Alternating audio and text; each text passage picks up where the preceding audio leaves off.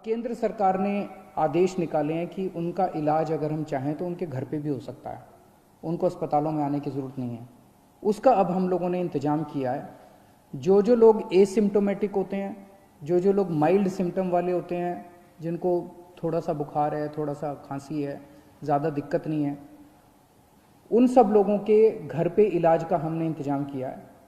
हमारी टीम उनके घर पे जाती है, उनके पूरे परिवार को बिठा के सब समझाती है कि आपको कैसे करना है। देख के आती है उनके घर पे पहले कि क्या उनके घर में एक अलग कमरा है, क्या उनके घर में एक अलग टॉयलेट है, क्या उनको अलग से घर के अंदर सोशल आइसोलेशन किया जा सकता है।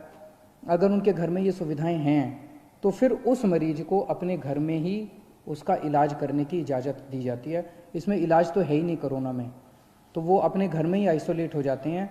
डेली हमारी टीम की तरफ से उनको फ़ोन जाता है, लगातार उनके टच में रहते हैं, उनको फ़ोन नंबर दे दिया जाता है। अगर उनको किसी भी तरह की तकलीफ़ हो तो वो हमसे संपर्क में रह सकते हैं। जिन लोगों के घर में ऐसे होम क्वारंटाइन करने के लिए अलग से कमरा नहीं है, उन लोगों के लिए फिर हम लोगों ने कुछ कोविड केयर सेंटर बनाए हैं, कोविड हेल्थ सेंटर बनाए हैं। वहाँ पे फिर उन लोगों को हम ले आते हैं, लेकिन और उन लोगों को वहाँ पे हम रखते हैं 13-14 दिन के लिए, जब तक वो नेगेटिव नहीं हो जाते। तो ऐसे कम लोग हैं जो कि सीरियस हैं और ऐसे बहुत कम लोग हैं जो कि जिनकी डेथ हो रही है। एम्बुलेंसेस की थोड़ी दिक्कत हो रही थी। मुझे ये बताया गया था कि कुछ लोगों को फ़ोन करने के बाद एम्बुलेंस के लिए कुछ कुछ घंटे इंतज़ार करना पड़ रहा है। कल हम लोगों ने आदेश निकाल के, सरकारी एम्बुलेंस तो थी हमारे पास, हमने कई सारी प्राइवेट अस्पतालों की एम्बुलेंस भी सरकारी सेवा में रिक्विजिशन कर ली है। इसका मतलब ये नहीं है कि वो अपने अस्पतालों के लिए काम नहीं करेगी। जो एम्बुलेंस प्राइवेट में थी और जो एम्बुलेंस प्राइवेट अस्पतालों की थी वो वहाँ काम करती रहेंगी, लेकिन अगर उनको फ़ोन जाता है और कोई ड्यूटी सरकारी दी जाती है तो उनको वो सरकारी ड्यूटी भी करनी पड़ेगी। ये आदेश निकाल दिए गए हैं।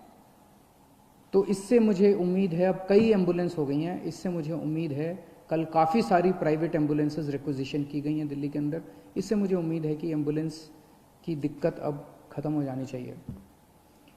हमारे बहुत सारे ये जो कोविड की लड़ाई है, ये लड़ाई हमारे डॉक्टर्स लड़ रहे हैं, हमारे नर्सेज लड़ रहे हैं, पुलिस के लोग लड़ रहे हैं, सिविल डिफेंस वॉलंटियर्स लड़ रहे हैं, हमारे बहुत सारे टीचर्स हैं जो लगे हुए हैं, हमारे बहुत सारे आंगनवाड़ी वाले, आशा वर्कर्स हैं, बहुत सारे और बहुत सारे लोग हैं जो फ्रंट लाइन पे लड़ रहे हैं और वो अपनी एक तरह से मेहनत कर रहे हैं, जान जोखिम में डाल रहे हैं। हमारा फ़र्ज़ बनता है कि इनके लिए हम जो कुछ कर सकते हैं करें।